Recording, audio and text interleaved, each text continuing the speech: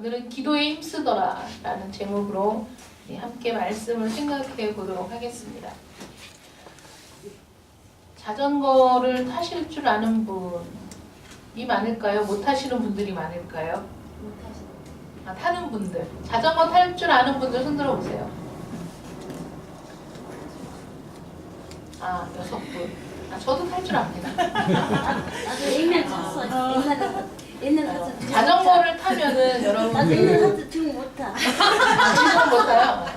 제가 처음에 자전거를 배울 때 그 그 자전거 뒤에 보조바퀴 있는, 뒷바퀴에 보조바퀴 있는 그 자전거를 배울 때 뒤에서 붙잡고 있는 사람이 놓을까봐 얼마나 마음이 불안한지 놓지 말라는 말을 수십 번 해가면서 자전거를 배웠는데 놓지 마 했는데 안 났어 했는데 목소리가 이상하게 멀어져서 보니까 놓고 있는데 저는 이제 앞으로 막 달려가고 있는. 그래서 자전거를 이제 배우고 자전거를 타보신 분들은 아시겠지만 자전거 페달을 밟지 않으면 자전거가 앞으로 나갈 수가 없지요. 자전거 페달을 열심히 밟아야 얘가 앞으로 쭉쭉 나가는 겁니다. 근데 이 자전거 페달을 밟을 때 지나가는 행인을 위해서 자전거 페달을 밟는 겁니까? 아니면 나를 위해서 자전거 페달을 밟는 겁니까? 나를 위해서 자전거 페달을 열심히 밟는 거죠. 사전에서 봉사라는 말을 찾아보면 봉사는 국가, 사회 또는 남을 위하여 헌신적으로 일하는 것이라고 정의가 되어 있습니다. 이건 완전히 이타적인 거죠. 봉사는 나를 위한 게 아니라 다른 사람들을 위한 건데 우리 그리스도인의 봉사는 그거하고는 조금 다릅니다. 어떻게 다르냐면 이제 주님의 말씀을 쫓아서 타인을 위해 내가 봉사할 때 그것이 완벽하게 이타적이어서 타인을 위한 그것에 국한되는 것이 아니라 내가 그렇게 봉사할 때 죽으시기까지 우리를 섬겨주시고 우리를 사랑하신 그 사랑, 그 생명, 그 말씀의 능력이 비로소 내 안에서 이게 능력이 되면서 나를 성장시키는 도구가 되는 것이죠. 그래서 자전거 페달을 밟는 것처럼 그 행위를 지속해 나갈 때 그것은 다른 사람을 이롭게 할 뿐만 아니라 우리 자신의 신앙의 영역도 확장되어 가는 그런 양면성이 있는 것이 우리 교회의 봉사라고 할 수 있습니다. 그래서 우리 성도들이 어떤 형태이든지 교회의 봉사에 참여하게 되는 것이 신앙의 성장에는 아주 도움이 된다는 거죠. 봉사하면 신앙이 이제 깊어져야 제대로 된 봉사입니다.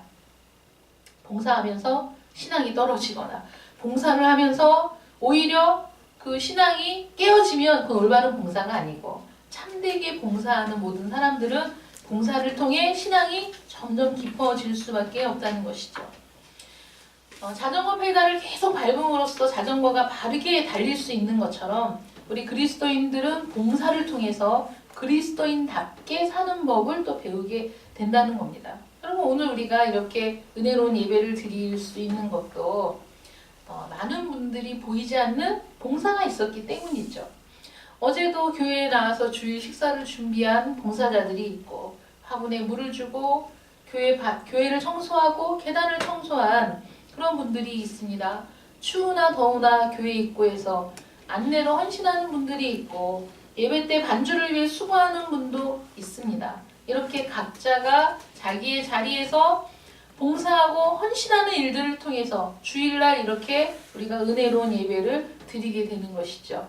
근데 그렇게 봉사하는 분들이 그 봉사를 귀찮아하거나 마지못해 하거나 그러는 것이 아니라 매주일 기쁨으로 헌신을 반복할 수 있는 이유, 그것이 우리 신앙의 유익이 된다는 것을 알기 때문이고 그것이 억지로가 아니라 마음의 기쁨으로 하는 것이고 그 기쁨과 감사조차도 하나님이 우리에게 부어주시는 은혜임을 우리가 알기 때문에 매주일 기쁨으로 봉사하는 것입니다.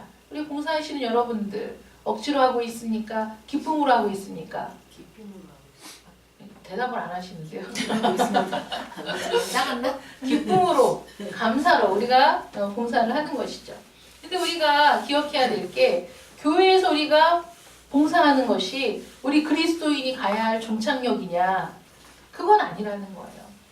우리가 교회 안에서 봉사하고 헌신하는 이것이 세상에서 그리스도인답게 살아가는 능력으로 나타나는 것이어야지 교회 안에서만 국한된 봉사와 헌신은 그거는 제대로 된 종착지가 아니라는 거예요.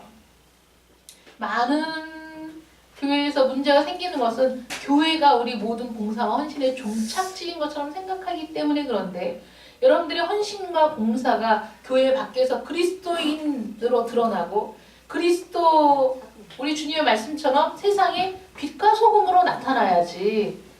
그렇지 않습니까? 우리 장로님이 그 얘기를 하시는 거예요. 우리가 매일 저녁 기도하는 그 기도의 시간들이 우리 마음에 힘을 주고 용기를 주고 막 그 감격에 겨워서 나가서 막 전도할 능력이 되고 그래야 된다 이렇게 얘기하는데 오늘 제가 드리는 말씀이 바로 그런 거죠. 우리가 교회에서 봉사하고 헌신하는 이 모든 것들이 우리가 세상에 나가서 그리스도인답게 살아갈 그런 동력이 되고 힘이 되어야 한다는 거예요. 그게 아니고 세상에서는 막 엉망진창으로 살면서 교회 안에서만 잘 사는 게 무슨 의미가 있습니까? 하나님이 원하시는 건 그게 아닙니다. 어떤 분이 저한테 온 건 아니고 다른 목사님에게 메일로 고민을 보냈는데 어떤 고민이냐면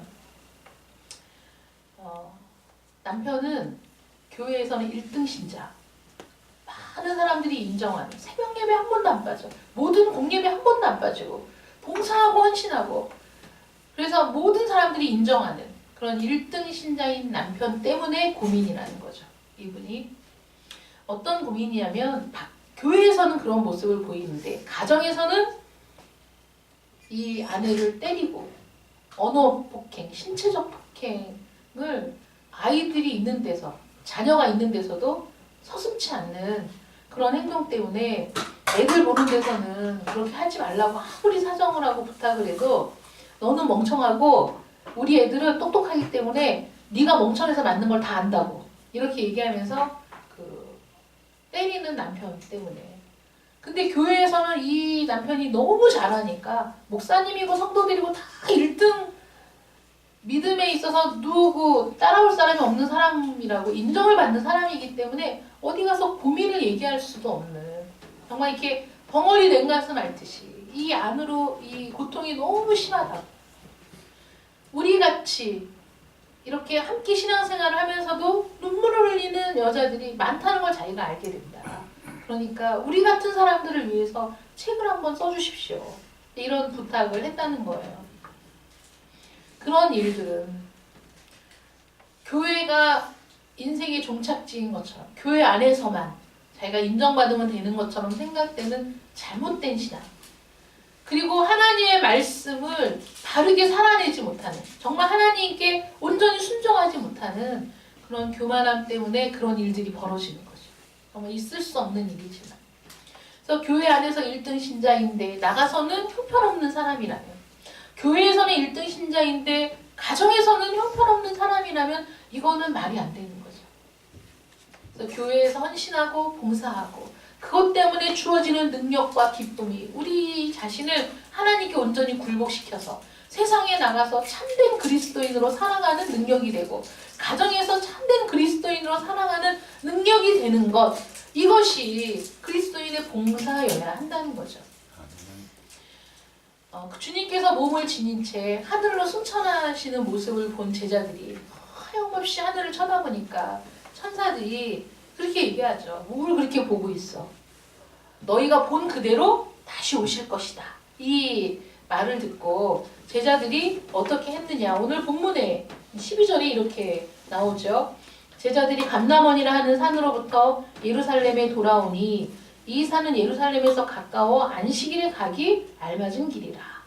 그래서 감람원이라는 산에서 우리 주님이 승천하셨는데 거기서부터 예루살렘으로 돌아왔다는 거예요. 이 감람원, 감람산은 올리브나무가 많은 곳이다. 감람나무가 올리브나무입니다.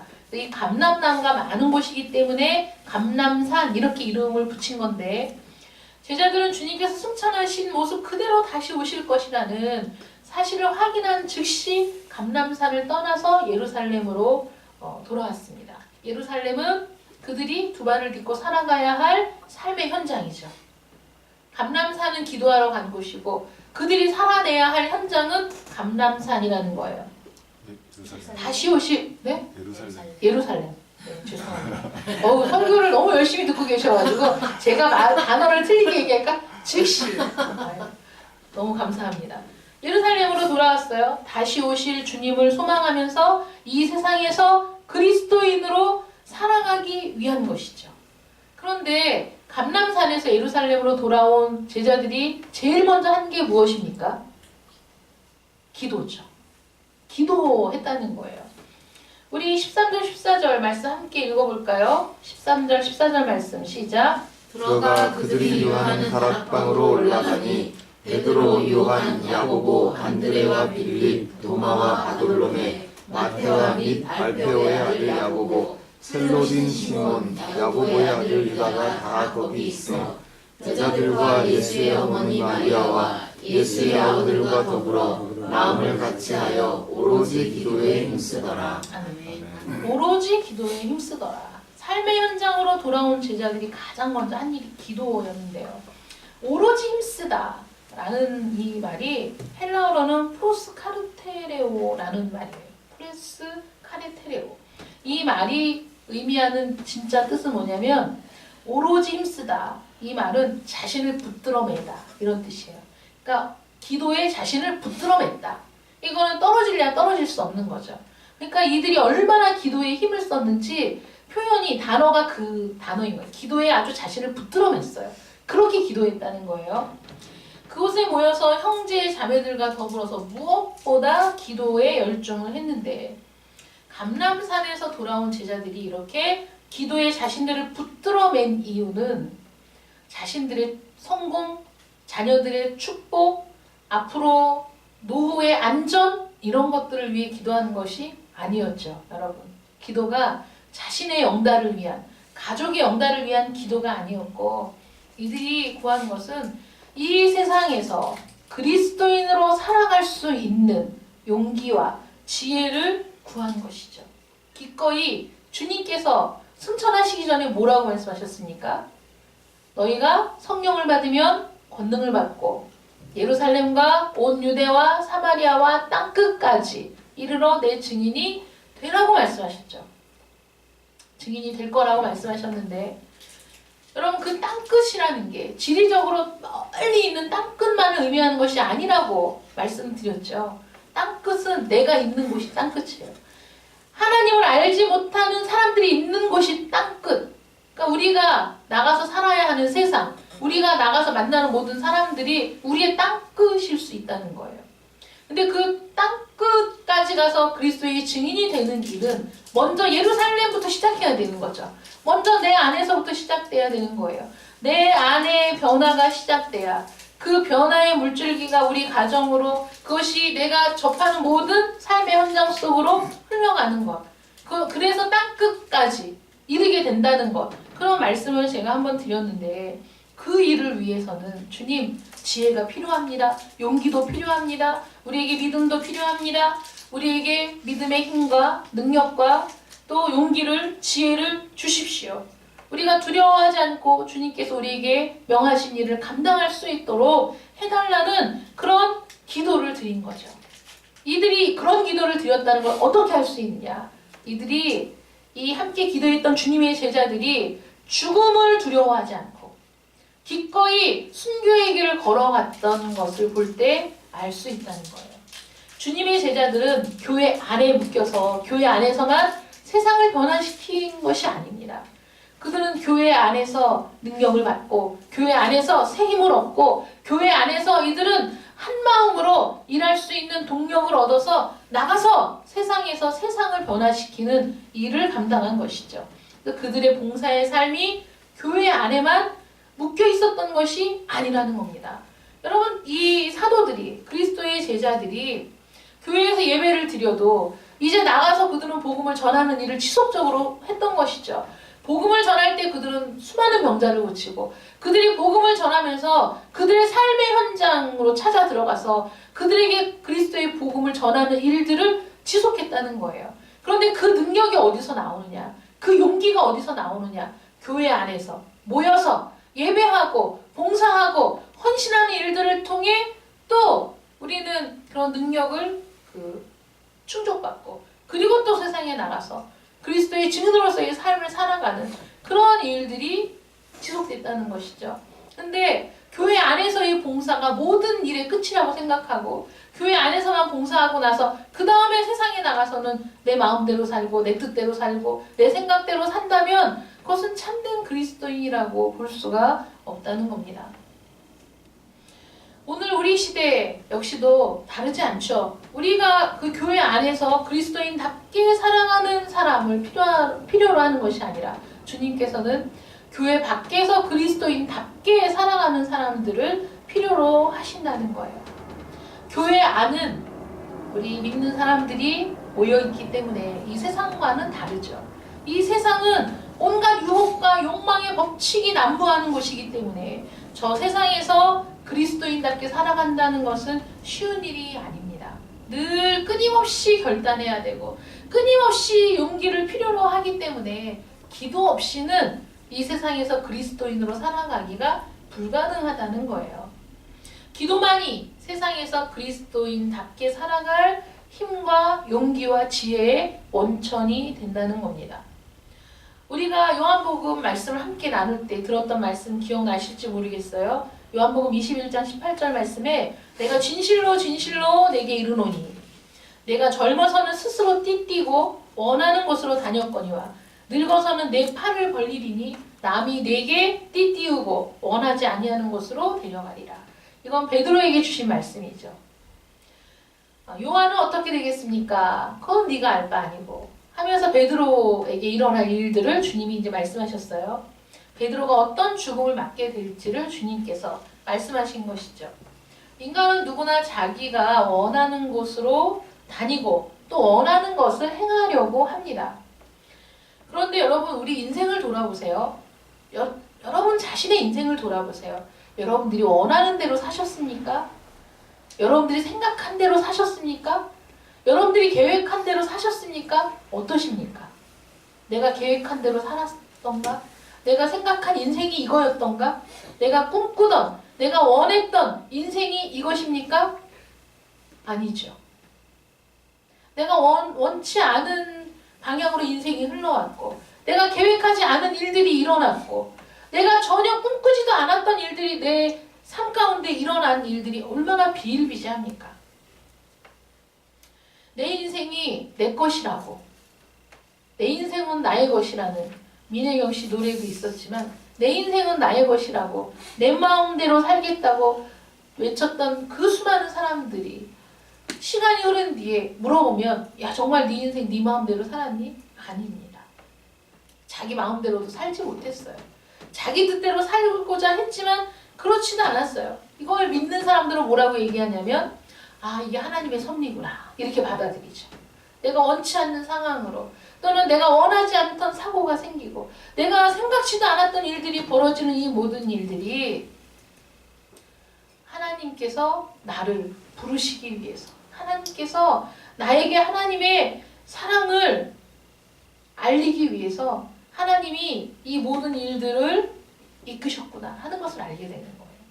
그 전에 한번 그 설교할 때 그런 얘기를 한 적이 있는데 어떤 선교사님이 이제 고백한 그 간증인데 그분들이 이제 그 정확한 세밀한 건 생각이 안 나지만 어디인가를 목적지를 두고 가야 되는데 뭐 짐을 잃어버리고 무슨 일이 생겨서 늦게 출발을 하게 되고 늦게 출발한 것 때문에 가슴을 졸이면서 가고 있는데 어떤 청년이 피를 흘리면서 쓰러져 있는 걸 발견하게 됐어요.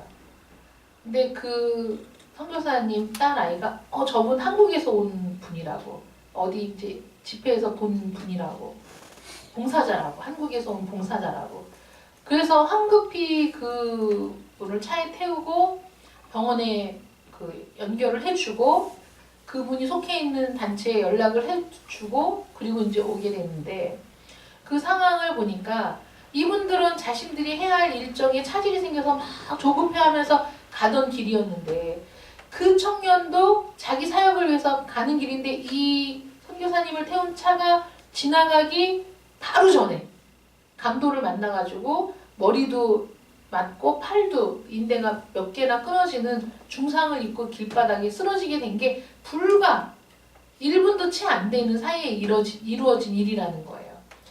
이분들은 달려가는데 쓰러져 있는 사람을 봤는데 그게 순식간에 일어난 일이고, 만약에 이 선교사님의 차가 예정대로 갔다면 발견 못했을 일이고, 이게 자기들은 생각할 수 없는, 일어나지 않아야 되는 일들 때문에 지체됐는데 가다 보니까 그 한국인 봉사자를 만나게 된 거죠. 그 청년이 안 다쳤으면 좋았겠지만, 우리 생각에 강도를 안 만났으면 좋겠지만, 이 청년과 이 선교사님 둘 다 이 모든 일을 섭리하신 분이 하나님이시라는 사실에 그들이 감격하고 하나님 앞에 영광을 돌리고, 그것이 오히려 이들이 그 선교지에서 간증하게 되는 그런 일들이 되었다는 거예요. 우리는 우리가 의도한 대로 사는 것 같은데 하나님 우리의 삶을 인도하시면서 이것이 서로 맞물리고 엮여져 가면서 오늘날 우리가 여기 이 자리에 있게 된 거라는 거예요. 그래서 내가 원치 않는 인생의 모든 방향들이 하나님의 주권 아래 이루어진 일이라는 사실을 고백하게 되면서, 이 사실을 깨달은 사람들은 주님 앞에 두 팔을 벌리고, 주님이 원하시는 곳으로 나를 이끌어 주십시오. 주님이 원하시는 곳으로 나를 인도해 주십시오. 그것만이 내 인생이 낭비 없는 인생이 되고, 내 인생에 있어서 최선의 삶이 되는 거라는 것을 고백하게 된다는 거예요. 나는 내 인생을 내 마음대로 사는 것이 최선인 줄 알았는데 아니군요. 하나님이 이끄시는 인생이 최선의 인생입니다. 라고 고백을 하게 된다는 것이죠. 어떤 자매가 이 말씀을 읽고 남편에게 그렇게 얘기했어요. 여보, 우리도 이제는 두 팔을 벌리고 주님이 이끄시는 대로 살아갑시다. 이렇게 얘기하니까 남편이 그 말을 딱 듣더니 이렇게 얘기하는 거예요. 아, 그래? 그럼 이제 기도할 필요가 없겠네. 이렇게 얘기했어요. 앞으로 기도하지 않겠다고 선언을 한 거예요. 야, 주님이 다 알아서 이끌어 가실 텐데 우리가 기도해서 뭐해?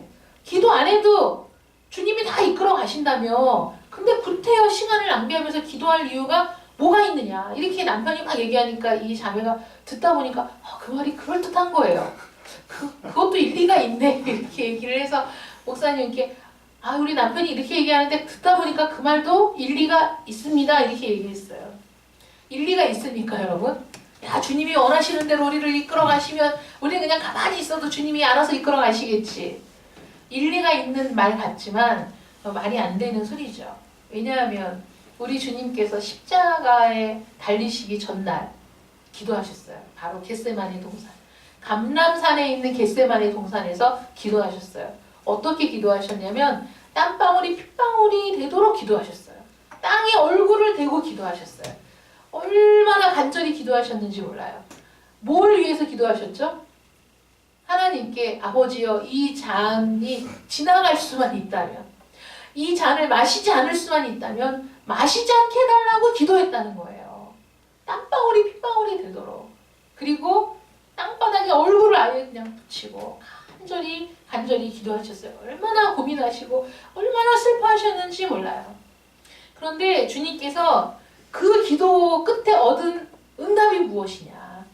그 기도를 드리고 나서 얻으신 응답이 뭐냐? 그래서 주님이 십자가의 죽음을 모면하게 되었느냐? 그 고난을 피해갈 수 있었느냐? 아닙니다.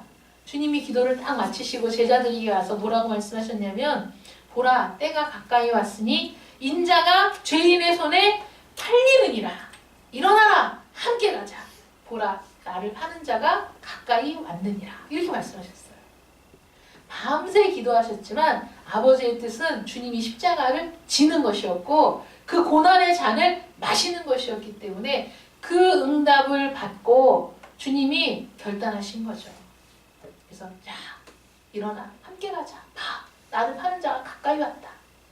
그리고 나서 언제 고민하고 슬퍼했냐는 듯이 단호하게 결단하시고 추호의 흔들림도 없이 십자가의 죽음을 향해서 걸어가셨죠. 주님께서는 기도를 통해서 하나님의 뜻은 주님이 십자가를 지는 것임을 깨닫고 확신하게 되었습니다. 십자가의 길을 기꺼이 감수할 수 있었던 힘과 용기가, 그 지혜의 원천이 그날 겟세마네 동산에서 땅에 얼굴을 대고 기도하실 때 주어진 것이죠. 우리 주님의 기도는 당신의 뜻을 관철하는 데 최선을 다하신 것이 아니라 아버지의 뜻을 깨닫기 위해 최선을 다한 겁니다. 하나님의 뜻이 무엇이냐? 주님께서도 이처럼 기도를 통해서 하나님의 이끄심을 분별하시고 그 길을 따라가셨는데 하물며 우리 같은 인간이야 말해서 뭐하겠습니까? 인간의 본능이 욕망을 쫓아 사는 거잖아요. 죄악의 길로 가는 겁니다. 죄의 본성을 타고난 우리들은 가르치지 않아도 그냥 내버려 두어도 상관없이 나이와 학력과 상관없이 죄의 길로 질주하게 되어 있습니다. 뉴스를 보십시오. 대학 교수는 죄를 짓지 않습니까? 학교 선생님들은 죄를 짓지 않습니까? 심지어는 어린 아이들을 다루는 그 보육원, 아니 어린이집 교사들은 또 죄를 짓지 않습니까? 아닙니다. 각계각층에 지식의 여하, 고하를 막론하고 또 공부를 많이 했는지 많이 안 했는지와 상관없이 모든 사람들이 죄를 짓고 자기 욕망에 이끌려 살아가는 것을 볼 수 있죠. 그런데 우리가 어떻게 주님의 이끄심대로 따라갈 수 있으며 하나님의 의도하신 대로 우리가 순종해서 나갈 수 있느냐? 기도하지 않고서는 불가능하다는 겁니다. 기도만이 우리의 모든 욕망, 우리의 모든 죄악된 본능으로부터 우리를 지켜주고 이 세상에서 주님을 따라가는 그리스도인답게 살아갈 힘과 용기와 지혜를 준다는 것이죠. 우리 주님께서 땀방울이 핏방울이 되도록 겟세마네 동산에서 기도하셨는데 그 감람산을 찾아서 기도하는 것이 주님의 평소 습관이었습니다. 주님의 기도처였어요. 감람산이.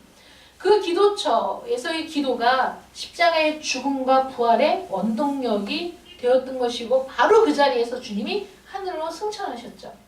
우리 주님께서는 기도를 통해서 그 생애를 마치고 주님답게 생애를 마치고 승천하신 것이었는데 제자들도 이제 이 세상에서 그리스도인답게 살아가는 데 필요한 힘과 용기와 지혜를 얻기 위해서 지금 오로지 기도에 힘쓰게 되었다는 겁니다. 그래서 제자들은 그들이 모임과 예배와 그들의 헌신과 봉사가 교회 안에만 머물러 있기를 원한 것이 아니라 주님의 뜻을 받들어서 교회 밖 세상으로 나가서 참된 그리스도인이 어떤 사람인지 그리스도인으로 살아가는 것이 무엇인지를 세상에 나가서 전할 수 있는, 그래서 교회 안에서의 원동력을 끌고 세상으로 나가 세상을 새롭게 하는 주역이 될 수 있었다는 겁니다. 사람이 어려울 때, 어려운 일을 당할 때, 한계에 부딪혔을 때 심히 슬퍼하며 고민하지 않을 수 없는 극한 상황에 빠져 있을 때 주님의 도우심을 구하는 것은 너무나 자연스러운 일입니다. 그런데 기도의 궁극적인 목적이 기도의 내용, 내가 지금 기도하는 내용을 꼭 반드시 이루어 주십시오 라는 것이 기도의 궁극적인 목적이 아니라 지금 나의 모든 상황, 그것을 하나님 앞에 그대로 아뢰고 기도할 때 주님이 겟세마네 동산에서 기도하신 것처럼 우리의 기도의 내용이 바뀌는 거예요. 승화되는 거예요. 하나님의 뜻으로 변화되는 거예요. 그것이 기도의 궁극적인 목적입니다. 우리가 자전거 페달을 밟을 때 그냥 아무 이유 없이 자전거 페달을 밟는 사람이 없고 한 장소를 뺑글뺑글 돌기 위해서 자전거 페달을 밟는 사람이 없습니다. 목적지가 있고 목적지를 향해 가기 위해 부지런히 페달을 밟고 가는 겁니다. 우리의 봉사도 그 페달을 밟는 것 같이 교회 안에서의 봉사가 우리를 움직이게 하고 일하게 하는데 그것이 세상을 향해서 복음을 들고 나가는 일에 쓰임받는 봉사가 되어야 되고 헌신이 되어야 한다는 것이죠. 근데 그 세상은 욕망의 원칙이 지배하는 세상, 사람의 탐욕과 죄악이 가득한 세상이기 때문에 그 세상으로 달려가서 그리스도인답게 살아가는 일이 너무 힘들고 그 세상에서 빛과 소금 되어 사는 것이 너무나 어려운 일이기 때문에 기도해야 된다는 겁니다. 그래서 감람산에서 주님의 승천을 목격한 제자들이 예루살렘 삶의 현장으로 돌아와 그들이 오로지 힘쓴 일이 기도였다는 것은 그만큼 이 세상에서 그리스도인으로 사는 것이 쉽지 않기 때문이죠. 그러니 여러분, 사랑하는 성도 여러분, 기도의 시간을 정하시고 기도하시기를 부탁을 드립니다.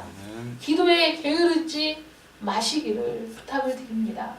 정말 기도하지 않는 건 하나님을 믿지 않는 거예요. 하나님의 인도와 섭리를 여러분들이 믿지 않기 때문에 기도하지 않는 겁니다. 그런데 하나님의 섭리와 인도와 주권을 믿는 자는 그 하나님 앞에 기도할 수밖에 없는 겁니다. 주님께서 이끄시는 삶을 살기 위해서 기도하시길 바랍니다. 아멘. 이 세상이 아니 이 교회가 최종 목적지가 아니고 내 마음대로 사는 것이 내 삶의 최종 종착지가 아니라 내가 가야 할 길이 저 하늘나라에 있고 우리의 영원한 안식처가 있어서 우리는 그곳으로 가고 있는데 그곳으로 가는 우리의 삶은 교회 안에 국한된 것이 아니라 교회 안에서 얻어진 힘과 능력을 가지고 세상을 향해 나아가서 참된 그리스도인의 삶을 사는 것, 그것이 이 시대를 위한 여러분들이 쓰는 사도행전이 될 줄 믿으시기 바랍니다. 아멘. 기도하겠습니다. 사랑의 하나님 감사합니다. 우리 주님과 늘 함께 했었고 주님의 모든 기적의 현장에도 있었던 주님의 제자들, 주님의 죽으심과 부활과 승천을 목격한 그 제자들은 그 모든 일들을 보고 주님이 다시 오실 것을 확인한 이후에 삶의 현장으로 돌아와 오로지 기도에 힘쓰는 자들이 되었습니다. 주님의 뜻을 성취하기 위해 이 세상에서 내가 가야 할 땅 끝에서 그것이 가정이든 직장이든 내가 있는 그 어느 곳이든 하나님을 필요로 하는, 하나님을 믿어야만 하는, 하나님의 자녀가 되어야 하는 그 사람들이 있는 곳으로 우리가 가서 우리의 삶을 보여주어야 하는 것이 우리 그리스도인의 마땅한 삶이라는 것을 깨닫게 됩니다. 그 일을 감당하기 위해 오로지 기도에 힘썼던 제자들을 본받아서 저희들도 기도에 게으르지 않기를 원합니다. 아멘. 이 세상은 죄로 가득하고 모두 자신의 욕망을 쫓아 살아가는 악의 다툼의 세상입니다. 힘 있는 자들이 힘 없는 자를 누르고 많이 가진 자들이 더 많이 갖기 위해 죄를 서슴지 않는 저 세상 속에서 우리가 참된 그리스도인으로 살아갈 수 있는 힘과 능력을 우리에게 주실 분은 하나님밖에 없습니다. 그러므로 교회 안에 우리 믿는 이들이 모여 함께 예배하고 기도하고 봉사하는 가운데 우리가 이 세상에서 살아갈 수 있는 힘과 용기를 얻게 하여 주시옵시고 아멘. 이 세상으로 나가 그리스도인답게 살아감으로 이 세상에서 빛과 소금의 역할을 감당하는 참된 그리스도인이 되게 하여 주시옵시고 아멘. 그 일들을 감당하기 위하여 하나님 앞에 무릎 꿇고 기도하게 하여 주시옵소서. 아멘. 기도할 때 우리의 뜻을 관철하는 것이 아니라 우리의 모든 상황과 사정과 우리의 한계와 우리의 고통과 아픔을 하나님 앞에 아뢰일 때 하나님께서 우리의 기도를 들으시고 우리를 위로하시되 결국은 우리를 하나님의 뜻대로 이끌어 가시는 것에 순종할 수 있는 저희들이 되게 하여 주시옵소서. 아멘. 예수님의 이름으로 기도드립니다. 아멘.